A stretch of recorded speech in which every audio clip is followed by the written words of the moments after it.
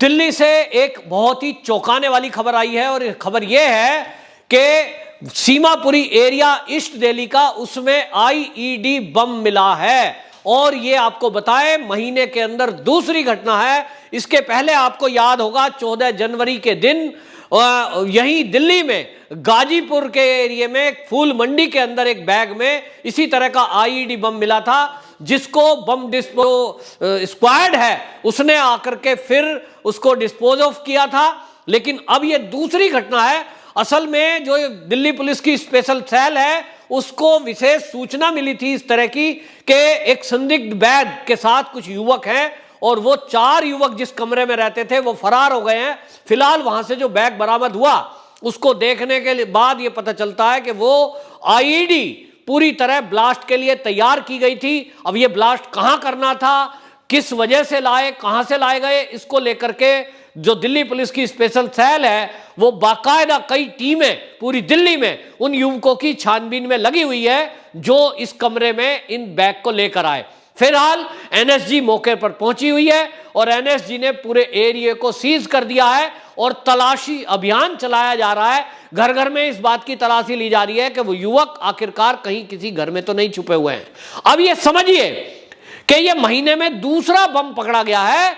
लेकिन इस समय राकेश अस्थाना जी जो दिल्ली के पुलिस कमिश्नर हैं, मैं ये नहीं कह रहा हूं कि इसके पहले के कमिश्नर इस काबिल नहीं थे, लेकिन आप समझिए कि इस तरह की घटना को होने से पहले ही रोक देना, यह है राकेश अस्थाना जी की खासियत। जिसकी वजह से जो लोग सवाल उठा रहे थे कि राकेश अस्थाना जी के लिए नियम क्यों तोड़ा गया, राकेश अस्थाना को ही क्यों लाया गया, ये तो जो है मोदी का खास आदमी है। राकेश अस्थाना दिल्ली पुलिस के कमिश्नर ये मोदी के खास आदमी नहीं है, ये देश के खास आदमी है, ये भारत माता के खास आदमी है।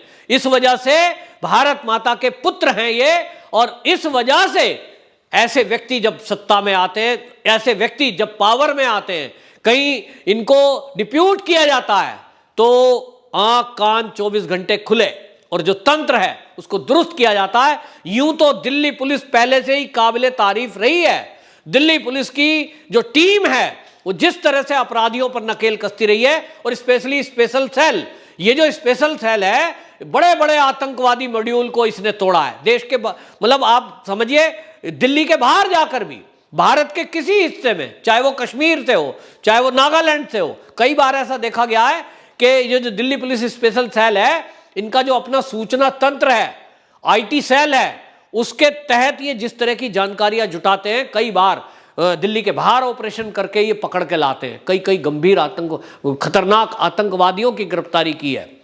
लेकिन अब जब से राकेश अस्थाना आए हैं तब से इन्होंने पुलिसिया सिस्टम में और सुधार किया है। जिस तरह से आप देखिए कि ड्यूटी बदली गई है, बाकायदा दिल्ली के कई क्षेत्रों में पुलिसकर्मियों की 8-8 घंटे की शिफ्ट लगाई गई है, जो इतिहास में पहली बार है। भारत के अंदर तो नहीं है कि 8 घंटे की ड्यूटी के बाद किसी पुलिस वाले को घर जाने के लिए, अपने परिवार में जाने की छुट्टी मिल जाए। एक बार थाने आ गए, जाने का पता नहीं है। यहां तक कि एसीपी एसएचओ भी कई बार आ गए तो पता लगा घर ही नहीं जा पा रहे 2 दिन से, कोई अगर क्राइम या इस तरह का कोई मामला है। लेकिन अब राकेश अस्थाना जी ने जिस तरह से लोगों की सुनी है, आपको देखिए, ये एक राकेश अस्थाना जी हैं जिन्होंने बाकायदा पुलिस कर्मियों को खुली छुट्टी दी कि आप अपने जो कमिश्नर है उससे मिल सकते हैं। अभी तक तो ऐसा सिस्टम ही नहीं था। आप एप्लीकेशन देने जाएंगे थ्रू प्रॉपर चैनल, पहले डीसीपी के पास ही जाएगी, और अगर वो शिकायत डीसीपी की है तो कहां जाएगी, नहीं जाएगी। और अगर किसी ने देने की हिम्मत कर भी दी कमिश्नर को, वो लौट करके डीसीपी पे खबर आ जाती थी, पता लगा अगले की क्लास लगा दी गई। लेकिन अब इन्होंने सिस्टम चेंज किया, किसी को ट्रांसफर पोस्टिंग में किसी से सिफारिश लगाने की जरूरत नहीं है। किसी से भी संबंधित शिकायत है सीधा मुझ तक पहुंच सकता है। और ये पहली बार हुआ राकेश अस्थाना जी के आने के बाद कि वो सीधा, चाहे सिपाही रैंक क्यों ना हो, उससे डायरेक्ट इंटरेक्ट कर रहे हैं। मिल सकता है, टाइम लो, आप मिलो, अपनी बात रखो, अपनी समस्या रखो। यदि कोई घरेलू समस्या है तो भी उसके समाधान में ये राकेश अस्थाना जी काम कर रहे हैं। और इसलिए आप देखें कि जिस तरह का ये एक्टिवनेस अब पुलिस में बढ़ी है, जिसके कारण से आप परफॉर्मेंस देखिए, कि बड़ी बड़ी घटनाओं को होने से पहले ही रोक देना। ये मोदी सरकार केंद्र में जब से आई है, इन्होंने ऐसे अधिकारियों को चुन चुनकर अच्छी जगह रखा है। चाहे आज ईडी हो, ईडी में आपने कभी सुना है? मैंने तो नहीं सुना। मेरी जितनी उम्र हो गई, मैं इतना बड़ा हो गया, मैंने कभी नहीं सुना कि ईडी के द्वारा इतने बड़े बड़े नेता, बड़े बड़े लोगों को जो करोड़ों करोड़ों का घोटाला करके इस देश से फरार हो जाया करते थे या इस देश में रहते हुए सेटल कर लिया करते थे मामला, आज बड़े बड़े नेता भी जेल में हैं, बड़े बड़े पैसे वाले लोग भी जेल के अंदर बंद है। ईडी की कार्रवाई आए दिन हो रही है, कहीं पता लगता है 100 करोड़, कहीं पता लगता है 200 करोड़, ये पकड़े जा रहे हैं। पैसे तो पहले भी पकड़े जाते होंगे, लेकिन ऊपर से नीचे तक सेटिंग हो गई, पैसा हजम, जनता का पैसा लोगों की जेब में। लेकिन आज जब से मोदी सरकार केंद्र में आई है, ईडी कार्रवाई करती है तो वो पैसा सरकारी खाते में जमा होता है, उससे देश के विकास के काम होते हैं, गरीबों की भलाई में वो पैसा लगता है। महीने में 2 बार राशन यदि सरकार दे रही है, उसका कारण यह है कि जो देश से पैसा लेकर विदेश भी भाग गए, उनकी संपत्ति जब्त की जा रही है। चाहे वो नीरव मोदी हो, विजय माल्या हो, ये कोई भी हो, इनकी संपत्तियां जब्त की। ये पहली बार सरकार की परफॉर्मेंस है और इसीलिए हमने देखा। अब एनसीबी देखिए आप, नशाखोरों पर ये कार्रवाई करती है एनसीबी में कभी आपने सुना, आपको याद हो कभी, मुझे बताइए कोई, कि 21,000 करोड़ रुपए, कितने होते हैं 21,000 करोड़? किसी किसी प्रदेश का तो बजट ही होता है हमारे देश में। 21,000 करोड़ रुपए की ड्रग पकड़ी गई है। भाई एनसीबी तो पहले भी थी, लेकिन इस एनसीबी से कैसे काम लेना है, संगठनों में कैसे तालमेल बिठाना है, कैसे जो हमारे देश की सुरक्षा बल है उसके अंदर कैसे तालमेल बनाना है, ये पहले भी हो सकता था। कांग्रेस की सरकारों में किसी के दिमाग में क्यों नहीं आया? मोदी जी आए तो उन्होंने एक ग्रुप बना दिया और ग्रुप बना करके उसमें लोग जोड़ दिए, एनसीबी को कमांड दी, उसमें बीएसएफ के लोग भी जोड़े, उसमें सीआईएसएफ के लोग भी जोड़े, उसमें आरपीएफ के लोग भी जोड़े, जिसके कारण पूरा एक ग्रुप बना और मजबूत ग्रुप। जब सिम्स नाम का ग्रुप बन गया और वो जब कार्रवाई करता है तो एक दूसरे से जानकारी साझा होती है।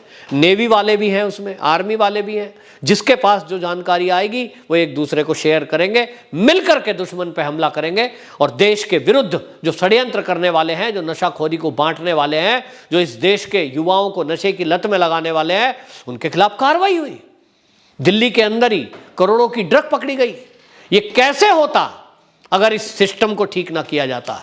तो इसका श्रेय केंद्र सरकार को जाता है, अमित शाह जी को जाता है, जिनकी देखरेख में, दूरदर्शिता में उन्होंने ऐसे ईमानदार अफसरों को चुना जो देश हित में काम करने वाले लोग हैं, देश को आगे रखते हैं, निजी स्वार्थ को पीछे रखते हैं। और इसीलिए ये जो केंद्र के ये जो फैसले हैं, इसके विरुद्ध आप देखें कि दिल्ली में जो आप पार्टी है उसने तो राकेश अस्थाना के खिलाफ बाकायदा एक प्रस्ताव पास कर दिया, ये नियुक्ति गलत है, इनको वापस हटाओ। क्यों भैया? अरे भाई, तुम्हारे लिए राकेश अस्थाना की जगह ABCD कोई भी कमिश्नर हो, आपके अंडर में तो है नहीं और आपको गिरफ्तार कर नहीं रहा। कानून अपना काम करता है, आप क्यों बौखलाए? ये नहीं ये, वो नहीं ये। इसका मतलब आपकी पसंद का व्यक्ति कोई अगर आएगा तो वो आपके अनुसार सरकार चलाएगा क्या? मतलब आपको फैसिलिटेट करेगा? सारा विपक्ष बोल रहा था राकेश अस्थाना को क्यों लिया है, ये गलत लाए, ये मोदी ने गलत किया। मोदी का आदमी, मोदी का कोई आदमी नहीं है, सब इस भारत माता के सपूत हैं।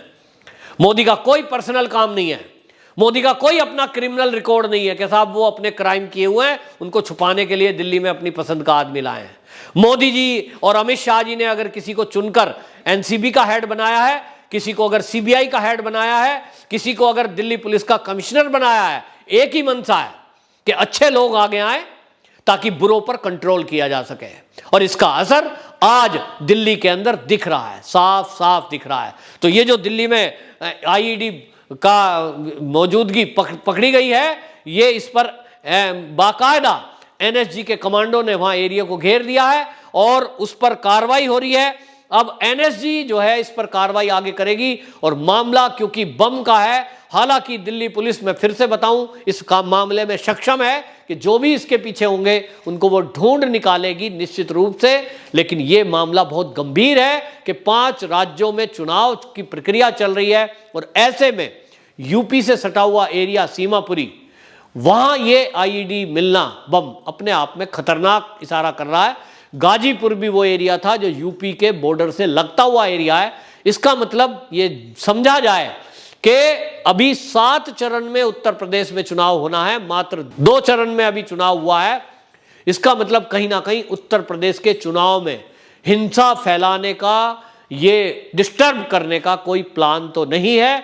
इसके बारे में भी विचार केंद्रीय एजेंसी और दिल्ली पुलिस, यूपी पुलिस इस बारे में विचार कर रही है। कुल मिलाकर जो भी हो, इस देश में बम ब्लास्ट करने वाले अब अपने मंसूबों में कामयाब नहीं होते, उनको उसके पहले ही धर दबोचने के लिए पुलिस कार्रवाई कर देती है। ये बदलता हुआ भारत है जिसमें अब आतंकवादियों के लिए और आतंक के लिए कोई जगह नहीं है। वंदे मातरम।